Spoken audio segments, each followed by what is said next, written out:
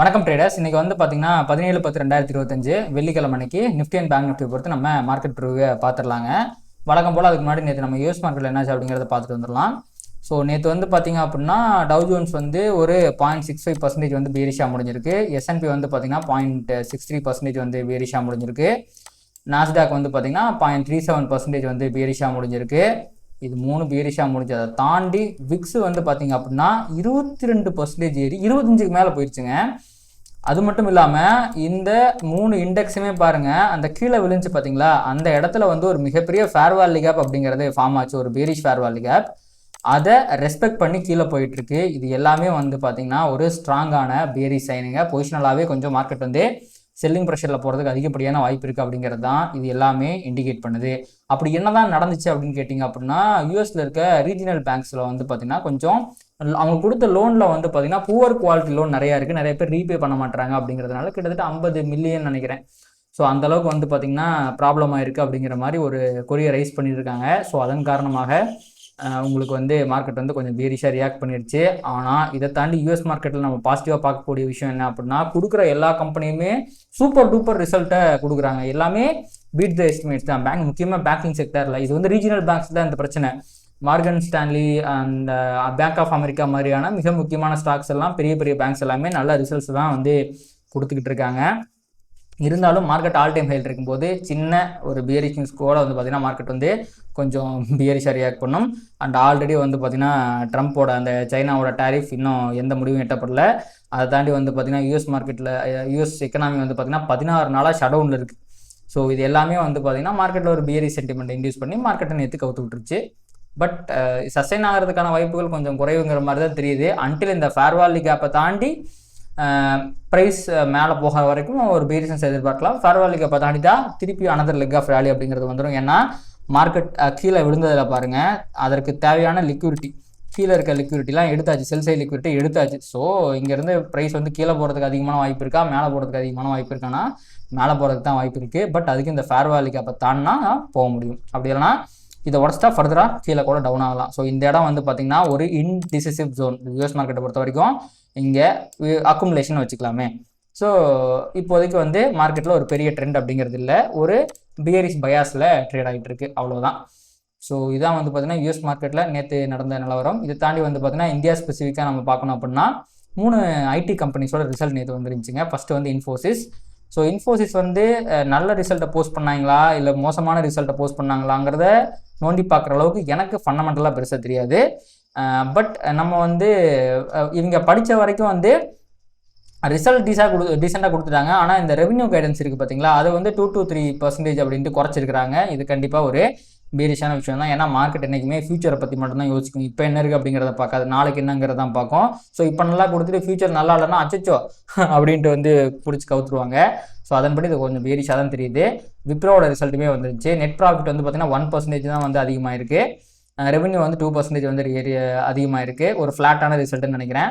அடுத்து பார்த்தீங்கன்னா L&T Mindtree வந்து பார்த்திங்க அப்படின்னா பீட்ஸ் த எஸ்டிமேட்ஸ்னு சொல்கிறாங்க. ப்ராஃபிட் வந்து 12% வந்து அதிகமாக இருக்குது. இது ப்ராஃபிட்டபுளான ஒரு ரிசல்ட், ஒரு நல்ல ரிசல்ட், குட் ரிசல்ட்ஸ் அப்படின்னு இங்கே போட்டிருக்காங்க. நமக்கு தெரில அது எப்படி ரியாக்ட் பண்ணணும்னு தெரில.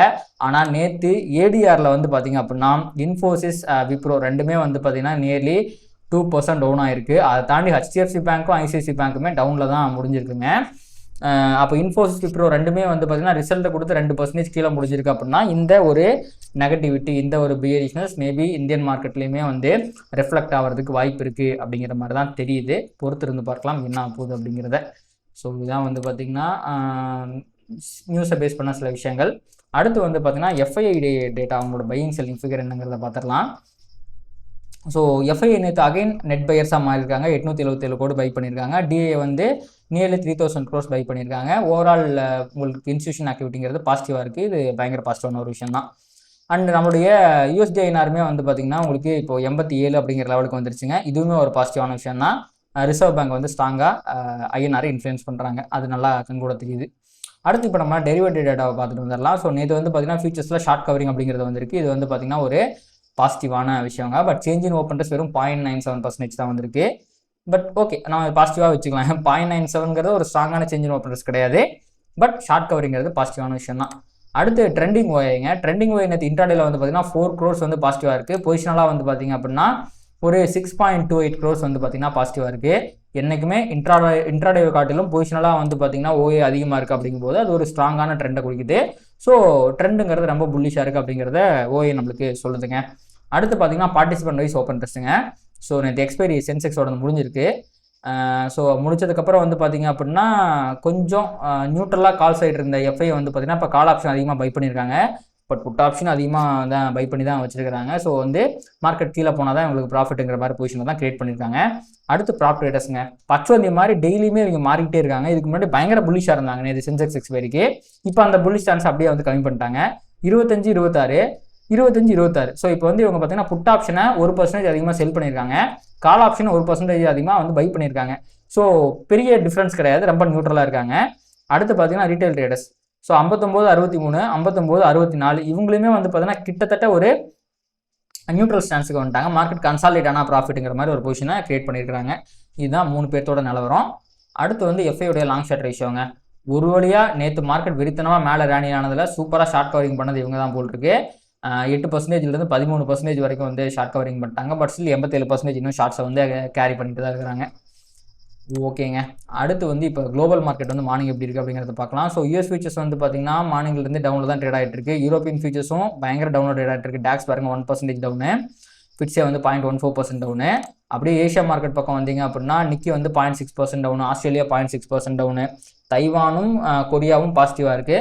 But most of the world market வந்து பார்த்தீங்கன்னா கொஞ்சம் பேரிஷாக ட்ரேட் ஆகிட்டு இருக்கு. ஏன்னா நேற்று வால் ஸ்ட்ரீட் வந்து பேரிஷாக முடிஞ்சிருக்கு, யூஎஸ் மார்க்கெட் பேரிஷாக முடிச்சதுனால. பட் கிஃப்ட் நிஃப்டி பெரிய அளவுக்குலாம் பேரிஷாக காட்டலைங்க. ஏன்னா Infosys ADR, HDFC bank ADR, banking ஏடிஆரும் நேற்று டவுனில் தான் முடிஞ்சிருந்துச்சு. அவ்வளோ டவுனில் முடிஞ்சிருந்தாலும் வெறும் 30 பாயிண்ட் மட்டும்தான் வந்து பார்த்தீங்கன்னா நெகட்டிவ் காமிச்சிட்டு இருக்கு. இதுவே ஒரு ஸ்ட்ராங்கான புல்லிஷ் மொமெண்டம் இருக்குது அப்படிங்கிறத நம்மளுக்கு இண்டிகேட் பண்ணுதுங்க. அடுத்து அப்படியே நம்ம நிஃப்டி பக்கம் வந்துடலாம். நிஃப்டி பக்கம் வந்து சிபிஆர் வந்து என்ன சொல்லுது அப்படிங்கிறத பார்த்துடலாம். ஸோ ஃபஸ்ட்டு வந்து பார்த்தீங்கன்னா நேற்று என்ன சிபிஆர் ஃபார்ம் ஆச்சு அப்படின்னா ஒரு அசெண்டிங் வைடு சிபிஆர் ஃபார்ம் ஆச்சு. ஸோ அஸ்பர் த சிபிஆர் நேற்று மார்க்கெட் ட்ரெண்டாக இருக்கக்கூடாது, பட் மிகப்பெரிய ட்ரெண்டை போட்டுச்சு. பட் விர்ஜின் சிபிஆரையும் வந்து பார்த்தீங்க அப்படின்னா ஃபார்ம் பண்ணிச்சு. ஓகே, ஸோ இந்த இடத்துல விர்ஜின் சிபிஆர் ஃபார்ம் ஆயிருக்கு. சரி, ஓகே, நிறைய லைன்ஸ் வருது அதனால் தூக்கிடுறேன். இது விர்ஜின் சிபிஆர் அப்படிங்கிறதும் மார்க்கெட் வந்து R2க்கு மேலே முடிச்சிருக்கு அப்படிங்கிறதுமே வந்து பார்த்தீங்கன்னா பையர்ஸோட கிரிப் அப்படிங்கிறது ரொம்ப ஸ்ட்ராங்காக ப்ரைஸில் இருக்குது அப்படிங்கிறதான் வந்து பார்த்தீங்கன்னா இண்டிகேட் பண்ணுது. ரெண்டாவது இன்னைக்கான சிபிஆர் அப்படிங்கிறது அகைன் ஒரு அசெண்டிங் வைடு சிபிஆர் தான் ஃபார்ம் ஆயிருக்கு. ஸோ இதுவுமே வந்து பார்த்தீங்க அப்படின்னா மார்க்கெட் இன்னைக்கு ட்ரெண்ட் ஆகிறது கொஞ்சம் கஷ்டம், மேலே போகிறது கொஞ்சம் கஷ்டம் அப்படிங்கிறத இண்டிகேட் பண்ணுது. பட் ப்ரீவியஸ் டே ஹையை தாண்டிச்சுன்னா மொமெண்டம் அப்படிங்கிறது பிக்கப் ஆகும். டுவர்ட்ஸ் இந்த 25,680 வரைக்கும் போகிறதுக்கான வாய்ப்புகள் அப்படிங்கிறது இருக்குது ப்ரீவியஸ் டே ஹை ப்ரீச் ஆச்சுன்னா.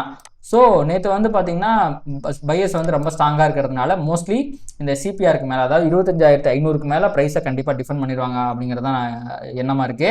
இதை தாண்டி கீழே வந்தால் தான் லைட்டாக செல்லிங் ப்ரெஷர் அப்படிங்கிறது அதிகமாகும். பட் செல்லிங் ப்ரெஷர் அதிகமானாலும் வைடு சிபிஆர் அப்படிங்கிறதுனால பெரிய மூவ்மெண்ட்டை நம்ம எதிர்பார்க்க முடியாது. எய்தர் சைட் மேலே கீழே ரெண்டு சைடுமே வந்து பார்த்தீங்கன்னா பெரிய மூவ்மெண்ட் எதிர்பார்க்க முடியாது. மார்க்கெட் இன்னைக்கு கன்சாலிடேட் ஆகிறதுக்கு தான் வாய்ப்பு இருக்குது அப்படிங்கிறது தான் சிபிஆர் நம்மளுக்கு சொல்லுதுங்க. ஓகே, அடுத்து வந்து பார்த்தீங்க அப்படின்னா அப்படியே நம்ம பேங்க் நிஃப்டி பக்கம் போயிடலாம். ஸோ பேங்க் நிஃப்டியும் வந்து பார்த்தீங்கன்னா நேற்று ஒரு சூப்பர் டூப்பர் ரேலியை மேலே கொடுத்துச்சு. ஸோ பேங்க் நிஃப்டியில் நேற்று விர்ஜின் சிபிஆர் அப்படிங்கிறது ஃபார்ம் ஆயிருக்கு. ப்ரைஸ் வந்து பார்த்தீங்க அப்படின்னா மேலே R3க்கு மேலே முடிஞ்சிருக்கு. இது எல்லாமே வந்து பார்த்தீங்கன்னா ஒரு ஸ்ட்ராங்கான புல்லி சைன் தான்.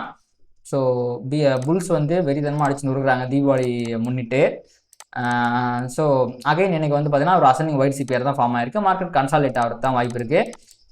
ஸோ இந்த மேலே இருக்க ப்ரீவியஸ் டே ஹையை தாண்டிச்சுன்னா மொமெண்டம் கொஞ்சம் புல்லிஷ் மொமெண்டம் அப்படிங்கிறது வரக்கு வாய்ப்பு இருக்குது. அது அதிகபட்சம் S1 வரைக்கும் போகலாம், அது ரிவர்ஸில் வரது தான் வாய்ப்பு இருக்குது. ஸோ நிஃப்டி பேங்க் ரெண்டுமே இன்றைக்கி மேலே போனால் கீழே வந்துடும், கீழே போனால் மேலே போயிடும் அப்படிங்கிற மாதிரி ஒரு கன்சாலிடேஷனில் இருக்கிறதுக்கு தான் வாய்ப்புகள் அதிகமாக இருக்குங்க. இதுதான் வந்து நிஃப்டி பேங்க் நிஃப்டி பொறுத்த வரைக்கும் நிலவரம். அடுத்து வந்து பார்த்திங்க அப்படின்னா நிஃப்டியில் நம்ம எஸ்எம்சி மார்க்கெட் ஸ்ட்ரக்சர் பொறுத்து இருக்கிற முக்கியமான சப்போர்ட் அண்ட் ரெசிஸ்டன்ஸ் லெவலை பார்த்துடலாம்.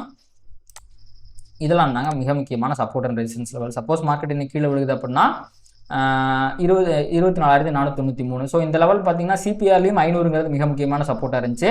இதுலேயுமே 493 அப்படிங்கிறது மிக முக்கியமான சப்போர்ட்டாக இருக்குது. ஸோ 500ங்கிறது 24,500ங்கிறது இன்றைக்கி மிக முக்கியமான ரேஞ்சாக இருக்கும். அதே மாதிரி இன்னும் ஃபர்தராக கீழே விழுச்சுன்னா பெரிய கேப் இருக்குது. அடுத்த சப்போர்ட்டுங்கிறது 25,325 தான் இருக்குது. ஸோ 500 பிரேக் ஆச்சுன்னா நல்லது ஒரு செல்லிங் ப்ரெஷர் கூட வரதுக்கு வாய்ப்புகள் இருக்குது. Aspect market structure, not aspect CPR படி இன்றைக்கி மார்க்கெட் கன்சால்டேட் தான் ஆகணும். மார்க்கெட் ஸ்ட்ரக்சர் படி கீழே விழலாம். ஸோ இது பிரேக் ஆச்சுன்னா கீழே விழுகும், அவ்வளோதான். பிரீச் ஆகலைன்னா மார்க்கெட் வந்து சைட்வேஸ்லேயே இருக்கும். ஸோ சப்போஸ் இது பிரீச் ஆச்சுன்னா அடுத்து கீழே 325, 280 எல்லாம் மிக முக்கியமான சப்போர்ட்டாக இருக்கும். அதே மாதிரி மார்க்கெட் மேலே போகும்போது ப்ரீவியஸ் டே ஹை மிக முக்கியமான ரிவர்சல் பாயிண்டாகவும் ரெசிஸ்டன்ஸாகவும் இருக்கும். அது தாண்டப்படும் போது 25,669 அப்படிங்கிறது மிக முக்கியமான ரெசிஸ்டன்ஸாக இருக்கும். அதுவும் தாண்டிச்சுன்னா அங்கே பாருங்கள் அடுத்து 800 தான். ஸோ மேலே 669 தாண்டிச்சுன்னா ஒரு பெரிய ரேலி வரதுக்கு வாய்ப்பு இருக்குது. கீழே 493 தாண்டிச்சுன்னா ஒரு பெரிய ரேலி வரதுக்கு வாய்ப்பு இருக்குது. சப்போஸ் இதை ரெண்டையும் தாண்டல அப்படின்னா இந்த ரேஞ்சுக்குள்ளே மார்க்கெட் வந்து சுத்தலை போடுறதுக்கு, அதாவது கன்சாலிடேட் ஆகிறதுக்கு தான் வாய்ப்பு இருக்குது. பார்க்கலாங்க என்ன ஆகுங்கிறத பார்ப்போம். அடுத்து வந்து பார்த்திங்க அப்படின்னா அப்படியே நம்ம கோல்டு என்ன ஆச்சு அப்படிங்கிறத பார்ப்போம். ஸோ கோல்டு ஒன்ஸ் அகெயின் வந்து பார்த்திங்கன்னா ஒரு ஆல் டைம் ஹையை தான் தொட்டிருக்கு. அப்படியே நான் பார்க்கும்போது 4,400 பக்கம் இருந்துச்சு. இப்போ லைட்டாக குறைஞ்சிருக்கு போல் 4,349 லெவலில் ட்ரேட் ஆகிட்டு இருக்கு. ஸோ இதெல்லாம் தான் கோல்டுங்கிறது இப்போ ஒரு பையான் டிப்பில் இருக்குங்க. இதெல்லாம் மிக முக்கியமான சப்போர்ட் ஜோன்ஸு. இதெல்லாம் இங்கெல்லாம் வந்துச்சு அப்படின்னா ப்ரைஸ் வந்து சப்போர்ட் எடுத்து ரிவர்ஸில் ஆகிறதுக்கு வாய்ப்புகள் இருக்குது. கோல்டை செல் பண்ணணும்னு நினைக்காதீங்க, பை பண்ணணும்னு நினைங்க. எந்த லோவாக இருந்தாலும் சரி அங்கே வந்து ரிவர்சல் ஆகி மேலே போகிறதுக்கு தான் அதிகப்படியான வாய்ப்புகள் அப்படிங்கிறது இருக்குது. அடுத்து வந்து பார்த்திங்கன்னா யூஎஸ் ஆயிலுங்க. ஸோ நேற்று வந்து பார்த்திங்க அப்படின்னா யூஎஸ் ஆயில் வந்து திருப்பி கிராஷ் ஆக ஆரம்பிச்சிருச்சு. சேஞ்ச் ஆஃப் கேரக்டர் வர வரைக்கும் நம்மளால் வந்து க்ரூட் ஆயிலை நம்ப முடியாது. ஏன்னா ஒரு ட்ரெண்டுங்கிறது ஒரு ஸ்ட்ராங்கான புல்லிஷாவோ பியரிஷாவோ இருக்கும்போது சேஞ்ச் ஆஃப் கேரக்டர் அப்படிங்கிறது ரொம்பவே முக்கியம். அது வந்தால் தான் மார்க்கெட்டில் ஒரு ரிவர்சல் நம்ம எதிர்பார்க்க முடியும். அந்த விதத்தில் பார்த்தீங்க அப்படின்னா இந்த இடம் இருக்குது பார்த்தீங்களா 57.71. இதுக்கு முன்னாடி இந்த இடத்துல இருந்து சேஞ்ச் ஆஃப் கேரக்டர் மார்க்கெட் விழுக அந்த சேஞ்ச் ஆஃப் கேரக்டர் அப்படிங்கிறது மாறுது. இந்த 57.71 தாண்டினா தான் ஃபர்தராக வந்து க்ரூட் ஆயில் மேலே போகிறதுக்கு வாய்ப்புகள் இருக்குது. பட் டெக்னிக்கலாக வந்து பார்த்திங்கன்னா இது ஒரு பவர் ஆஃப் 3யும் சொல்லுது. ரெண்டாவது இந்த இடத்துல ஏகப்பட்ட லிக்விடிட்டி மேலே இருக்குது. இது எடுக்கிறதுக்காக மார்க்கெட் மேலே போகிறதுக்கு வாய்ப்பு இருக்குது. பட் எப்போ எதை தொட்டுட்டு மேலே போகும்னா சேஞ்ச் ஆஃப் கேரக்டர் வந்து தான் மேலே போகும். அதாவது இதை தாண்டிச்சுன்னா ஃபர்தராக மேலே போகிறதுக்கு வாய்ப்பு இருக்குது. அது வரையில் மார்க்கெட் வந்து லோயரில் போட்டு கீழே போகிறதுக்கு தான் வாய்ப்பு இருக்குது. இதுதான் க்ரூட் ஆயிலுடைய நிலவரங்க. ஐ திங்க் எல்லாமே நம்ம சம்மரைஸ் பண்ணுறோம்னு நினைக்கிறேன். ஸோ நேற்று நம்ம மார்க்கெட் பயங்கர புல்லிஷாக முடிஞ்சிருந்தாலும் யூஎஸ் மார்க்கெட்டில் வந்த சிறிய அடி, அடுத்து இன்போஸ்டோட ஒரு மோசமான ரிசல்ட்டு, ஏடிஆரோட நெகட்டிவிட்டி, கிஃப்ட் நிஃப்டியோட கேப் டவுன் எல்லாமே வந்து பார்த்திங்கன்னா மார்க்கெட் இன்னைக்கு கொஞ்சம் பியரிஷாக பிஹேவ் பண்ணுறதுக்கு வாய்ப்பு இருக்குன்னு சொல்லுது.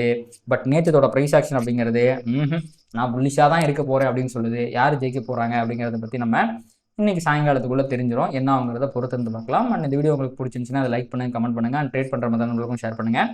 அது யூடியூப் அல்காரிதம் ட்ரிகர் பண்ணி நிறையா பார்வையாளர் நம்ம சேனலில் கொண்டு வந்து சேர்க்கும். நன்றி.